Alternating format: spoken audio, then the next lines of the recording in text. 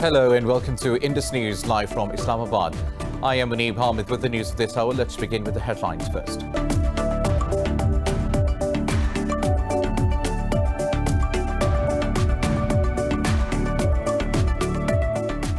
In Pakistan, security forces have killed 6 terrorists and arrested 10 others in an intelligence-based operation in North Waziristan. The military's media wing said high-profile terrorist commander Wasim Zakaria was also among those killed. It says Zakaria was the mastermind of more than 30 terror attacks.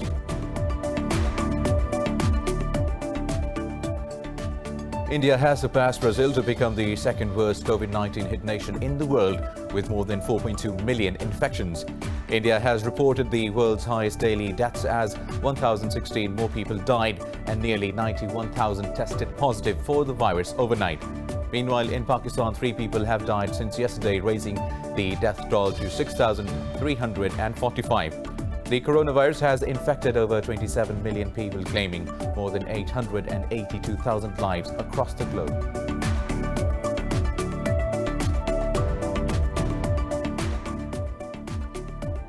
The European Union says Britain must honour its withdrawal agreement if it wants to have a deal on any future relationship with the 27-nation bloc. This comes after reports that British ministers are planning a new legislation that will override a key part of the Brexit deal with the EU. Downing Street said making a new law is a standby plan in case the UK-EU trade talks fail. Earlier, British Prime Minister Boris Johnson set a deadline of October 15th to strike a free trade deal with the European Union.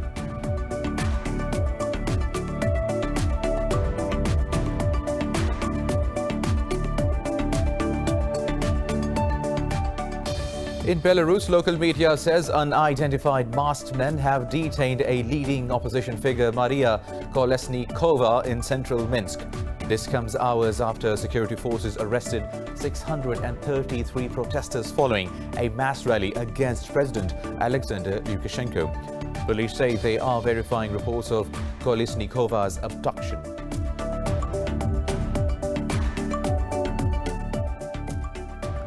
Six members of a family have been killed after a mortar shell hit their house in Afghanistan's eastern Nangarhar province. Officials said 5 children and a woman were among those killed, while 4 others were injured in the attack in western Shirzad district. No group has claimed responsibility, while the Taliban have blamed the government forces for the attack.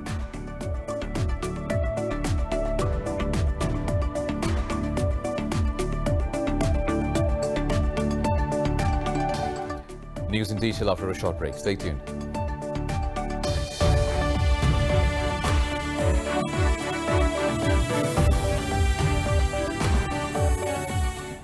Welcome back. Now let's start the news in detail. We start from Pakistan, where security forces have killed 6 terrorists in an intelligence-based operation in North Waziristan. The military's media wing said 10 other terrorists were arrested during the operation. It said high-profile terrorist commander Wasim Zakaria was also among those killed. It added Zakaria was the mastermind of more than 30 terror attacks. Now, India has reported the world's highest daily COVID-19 deaths as 1,016 more people died and nearly 91,000 tested positive for the virus overnight. The coronavirus has infected over 27 million people, claiming more than 882,000 lives across the globe. Details in this report.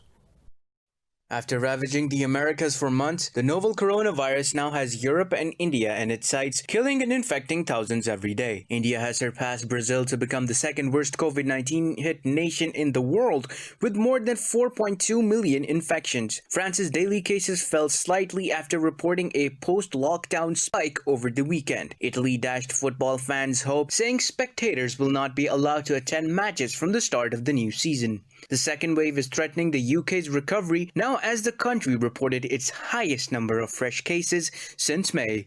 It's at the moment predominantly amongst younger people, but we know that that then leads to cases amongst older people because people inevitably can't help but pass the disease on to their family, their grandparents.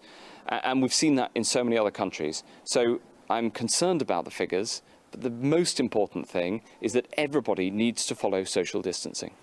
In Asia, mainland China has registered a 22nd consecutive day without local infections, but South Korea continues to struggle the community spread. Meanwhile, new cases in Australia's state of Victoria are declining after another spike amid stringent lockdown measures. We are sticking together, we are looking out for each other, and we are having considerable success. And the best way to I suppose, define that is that on the 5th of August, we had 725 cases. On the 7th of September, we have 41 cases. These numbers are coming down. This strategy is working. We are bringing a sense of control to this, and we will drive these numbers down further. In the Americas, the U.S. has reported rising cases in 22 of its states as the country celebrates its end-of-summer Labor Day weekend. Brazil has registered more than 14,500 infections and 447 deaths in a day. Mexico has recorded over 4,600 cases and 232 more deaths overnight.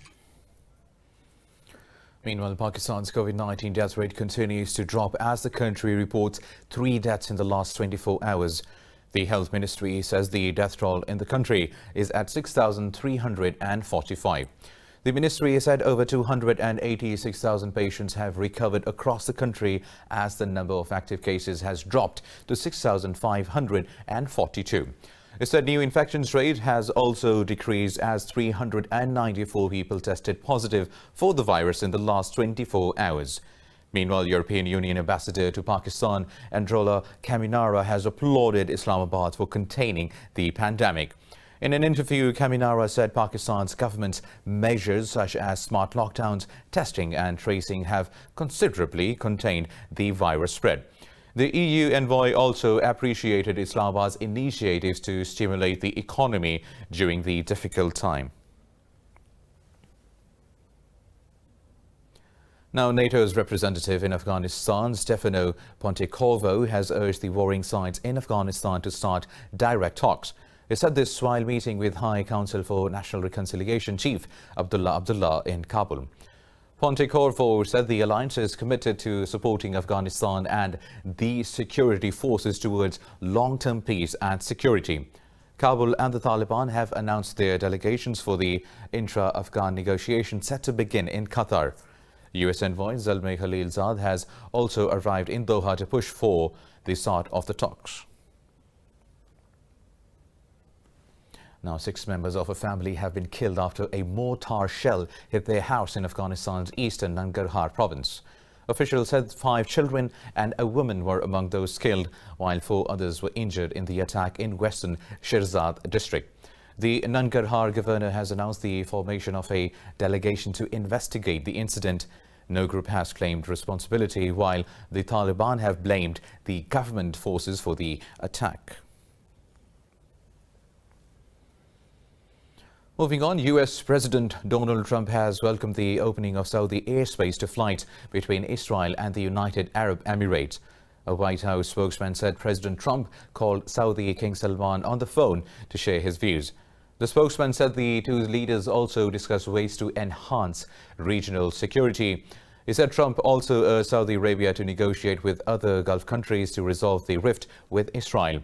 During the conversation, King Salman expressed the kingdom's willingness to reach a permanent and just solution to the Palestine issue to bring peace. Earlier, Saudi General Authority for Civil Aviation approved the UAE's request to allow all flights over the kingdom's airspace. Saudi state media said the approval was given on the request of UAE. United Kingdom ministers are reportedly planning a new legislation that will override a key part of the Brexit deal with the European Union. The move will eliminate a requirement for the new Northern Ireland customs arrangements. Downing Street said making a new law is a standby plan in the case the UK-EU trade talks fail. Earlier, British Prime Minister Boris Johnson set a deadline of October 15 to strike a free trade deal with the bloc. Meanwhile, the EU's chief Brexit negotiator Michel Barnier said he is worried about negotiations as the UK wants the best of the 2 worlds in the deal. The EU had also indicated that a trade deal with the UK will have to be reached by mid-October. Any trade deal agreed between Britain and the European bloc will need ratification from the European Union Parliament. Britain left the EU on January 31st, 3.5 years after the country narrowly voted to leave the bloc. Meanwhile, the European Union said Britain must honour its agreement on the withdrawal from the bloc if it wants to have a deal on any future relationship with the 27-nation bloc. The head of the European Commission, Ursula von der Leyen, said she trusts the British government to implement the withdrawal agreement. She said the withdrawal agreement is an obligation under international law and a prerequisite for any future partnership. Meanwhile, Germany said it is convinced that a divorce deal between Britain and the European Union can still be reached. A German government spokesman said there is little time left and London must make concessions in talks. Now in the UK, police have arrested a man on suspicion of murder and attempted murder after stabbings in the city of Birmingham. In a statement, police said the suspect was arrested in Selly Oak. Earlier, one person was killed and 7 others were wounded in a series of stabbings. Police launched a murder investigation following the incident and said there was no indication that the attacks were terror-related. Moving on, WikiLeaks founder Julian Assange's legal battle to avoid extradition to the United States will resume today in a London court. The court proceedings were suspended for months due to the coronavirus lockdown. Assange is being tried of conspiring to hack government computers and violating an espionage law, which he denies. The allegations have been tied to the confidential diplomatic cables by WikiLeaks in 2010 and 2011. His legal team in London has argued that the US charges against him were political and represented a threat to freedom of the press. They have also said he will be a suicide risk if sent to the US, where he can face years in prison. Meanwhile, Russia has accused Germany of deliberately delaying the investigation into the alleged poisoning of Alexei Navalny, a Kremlin critic. Russian Foreign Ministry spokeswoman Maria Zakharova said Berlin has still not responded to the request for legal assistance by the Russian prosecutor. General's office made on August 27th. Zakharova said by not responding to the request, Berlin is stonewalling the investigation process. However, German Foreign Minister Heiko Maas says the request for legal assistance was approved long ago. In an interview, Maas accused Moscow of creating a smokescreen. Earlier, Germany walks back to its threat of suspending the Nord Stream 2 gas pipeline project over the issue.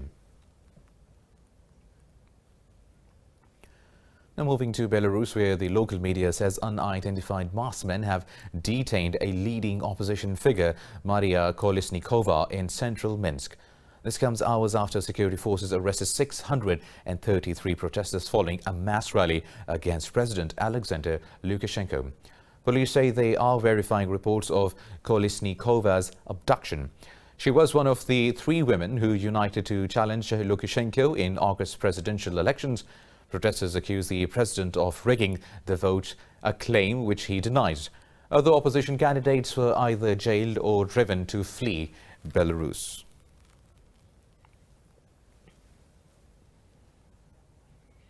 More news coming up in this bulletin after a short break. Stay tuned.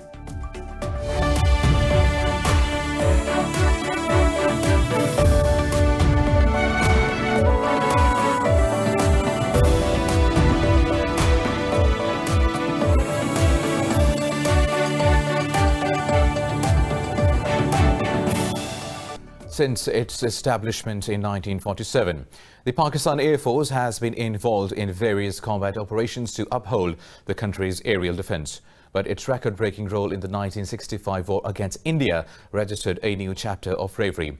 More in this report by our correspondent Sumaira Khan from Islamabad.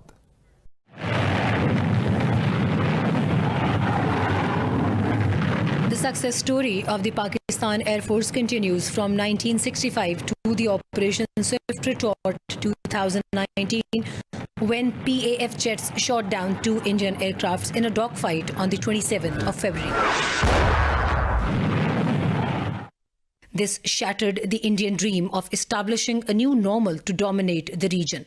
The brief aerial encounter between 2 nuclear powers also challenged the myth of India's conventional superiority. PAF Wing Commander Mohammad Asif Nadeem says it wasn't just a hardcore training, but also motivation and passion that led the Pakistan Air Force to the victory. If we talk about tangible factors, adversary has been and maybe right now has that edge over us. But the motivation, in motivation there are so many things which comes under motivation. One of them is the training we get from our, once we start our journey from Pakistan Air Force Academy. And you must have heard the stories, rather must have studied our war heroes like M.M. Alam and the kind of inspiration we draw from them.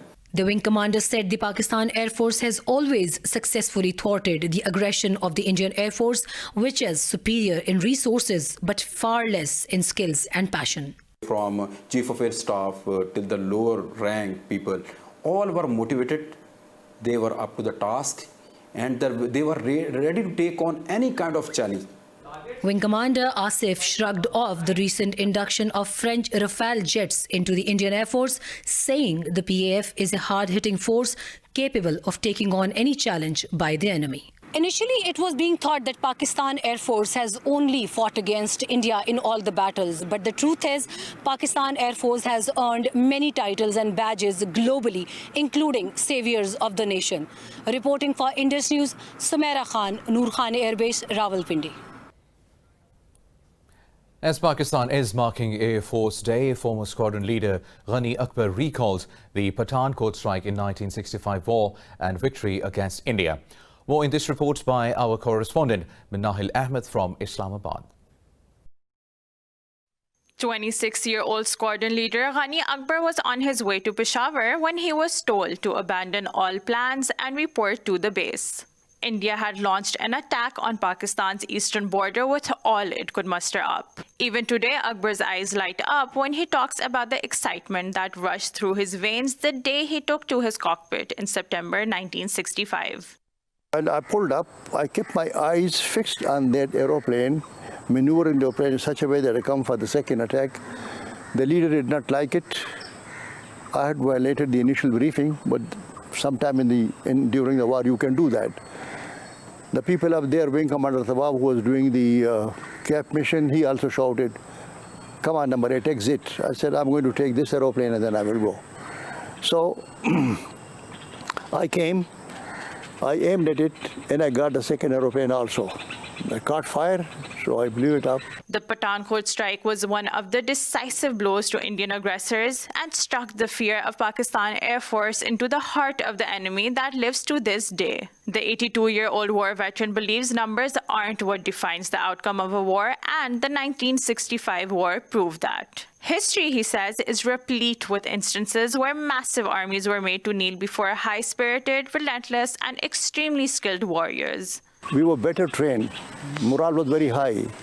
And then we had a reason to fight. The reason was that they had come and attacked, they violated our border. So being outnumbered, that does not matter. What matters during the war is always man behind the gun, how he feels and what aim he has, for what aim he is fighting. Akbar says his body might have taken the toll of age, but the heart is still young and pumping with the same fiery patriotism. Reporting for Indus News, Minahil Ahmed, Islamabad. Now we are joined by Defence Analyst Air Marshal Retired Masood Akhtar for more on this. Now, thank you very much, Mr. Masood, for joining us on Indus News. Mr. Masood, what were the reasons behind Pakistan Air Force's total dominance against their Indian rivals in the 1965 war? Well, I am an Air Blue warrior. I take pride in this. 65 war, 6th and 7th of September, especially 7th of September was a red letter day for us. We dominated the skies across the border, and the reason was training, belief, and the fact that we knew we are fighting with our backs to the walls with an enemy which is much bigger. And I think the mood was set when late Rafiqi and Imtiaz Bhatti Saab shot 4 vampires on the 1st of September over River Tavi around Cham Jodiyan, when their air chief was flying low level in an L-19 to see where the enemy and the Pakistani armor were fighting bumper to bumper, so that tomorrow when the war is declared and we have to go and support them, what do we do? So when we shot 4 vampires, we set the writing in the wall, and that was that Pakistan Air Force is not to be tinkered with. And they withdrew all their Oregons and all their vampire force after this incident, and that was almost 1/4 of their total strength. So that was the kind of dominance that Pakistan Air Force brought about. Leadership number 1, training number 2, belief number 3, and number 4, that we knew that we are fighting with our backs to the walls. And Mr. Masood, how do you weigh the air combat capabilities of the two countries now? Well, today we can match, and 27th February last year showed that this Air Force still has the capacity to stand its own ground, exactly like 65, like 71, like it happened in Kargil, like it happened against a different enemy during the Afghan war. So not only that we can stand on our own, we can take the war to the enemy, and like the present air chief, he said that next time the enemy should not misunderstand us. Our response is not going to be calibrated, it is not going to be graduated, it is not going to be proportionate. And what he was trying to say was, we have the capacity to do more than what we did on 27th. We may have the BVRs, the Indians may have gotten the Rafales, they may get the Meteors. We have parallel quality. We may not have the quantity. We may be 1/3, if maybe a little more, a little less than half of what the Indian Air Force frontline capability is. But we chose last time on 27th of February that we are not going to do anything more than proportionate, calibrated, and graduated response, so that there are no chances of escalation of war. Because when you employ air power across the border, escalation ladder can go out of the control of both the political leadership. That could have happened. We gave a message, we re-established deterrence in broad daylight. And Shekhar Gupta of the print and Praveen Swani, they actually said this, that they violated our borders at night. We did this in broad daylight to say that we can do it, and Indians did not dare retaliate after that. They threatened missile attacks, but not employ air power after that. So in quality, we are almost as good. They may be getting the Meteors, etc., but our leadership is fully cognizant as to what is to be done. So even today, we have got quality, quantity relatively, but we have training, we have belief, we have leadership. We know that we are going to fight outnumbered, but more importantly, our Air Force is a battle-hardened Air Force after having fought successfully the counterinsurgency war. Right, absolutely correct. Air Marshal retired Masood Akhtar, thank you very much for talking to Indus News. Now moving on with the news stories, China says it will hold further military exercises from today along its northeast and eastern coast. The latest series of back-to-back drills comes against a backdrop of rising tensions following U.S. criticism of Beijing's actions in the South China Sea. Beijing's Maritime Safety Administration said the first set of exercises will take place in the High Sea. The second set, including live fire exercises, will be held in the southern Yellow Sea tomorrow. All other ships are prohibited from entering the drill area. China and the US have been at loggerheads over a range of issues from the coronavirus pandemic to trade and territorial integrity. China says it will continue its cooperation with US journalists in the country if Chinese journalists in America are treated fairly. This comes after a report that China delayed renewing lapsed media credentials for some reporters at the US outlets. In a tweet, Foreign Ministry spokeswoman Hua Chunying said China is processing the visa extension application submitted by some US journalists. She said the affected journalists can continue to live and work in China. The Wall Street Journal and CNN each reported that one of their journalists were issued letters allowing them to continue working in China. The permission has been allotted to these journalists with expired press credentials. Moving on, Hamas chief Ismail Haniyeh says the normalization drive between Israel and some Arab countries does not reflect the sentiment of the people. Speaking during a rally at a Palestinian refugee camp in Lebanon, Haniyeh said Palestinians will not forget their land principles and the right to return. During his visit, Haniyeh met with various Lebanese political leaders, including Hezbollah leader Hassan Nasrallah. He said people of Palestine will never forget the historical injustice by Israel.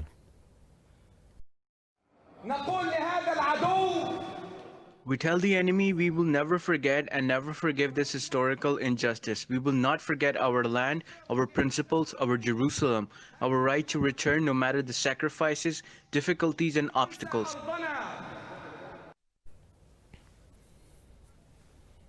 Meanwhile, almost 300 Rohingya refugees believed to have been at sea for 6 months have landed in Indonesia's Aceh province. Aceh police said a wooden boat carrying the Rohingya landed at the Ujung Blang beach today. Police said there are 181 women and 14 children among the refugees. Local head of the Red Cross said the rescued group of people is currently being held in a temporary location. He said they will be moved to the evacuation center, but their health, especially related to COVID-19, is the main concern. Now moving to South Korea, where more than 2 million people have been ordered to evacuate as Typhoon HAISHEN slams the Korean peninsula.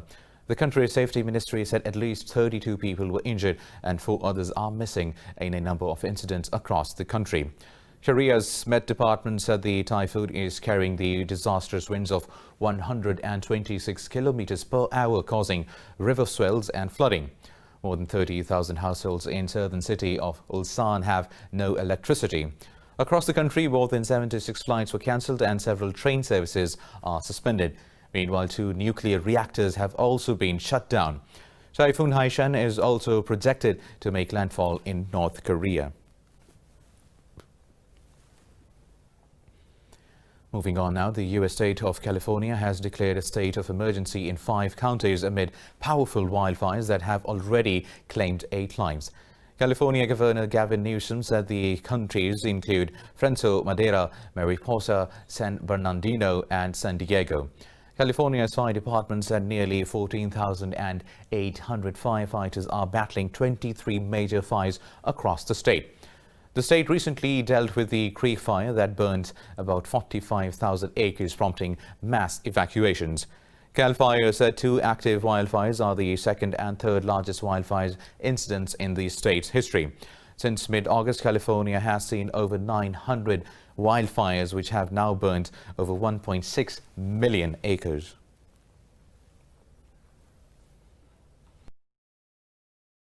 And Beijing. Mainland Chinese stocks have shed earlier gains and are now trading lower. The Shenzhen component has slipped over 0.5%, while the Shanghai Composite also slipped fractionally. In Japan, the Nikkei 225 and Topix index have also shed marginally.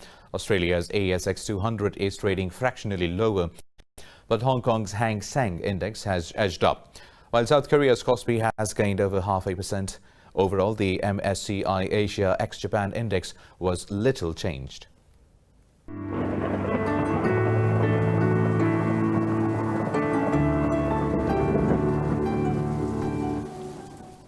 And now let's have a look at the weather updates across the globe.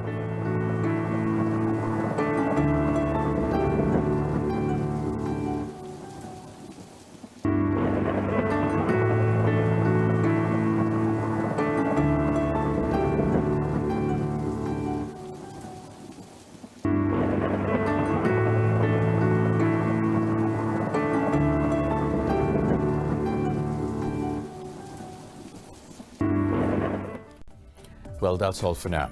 For the latest update, you can follow us on social media at indus.news. Take care.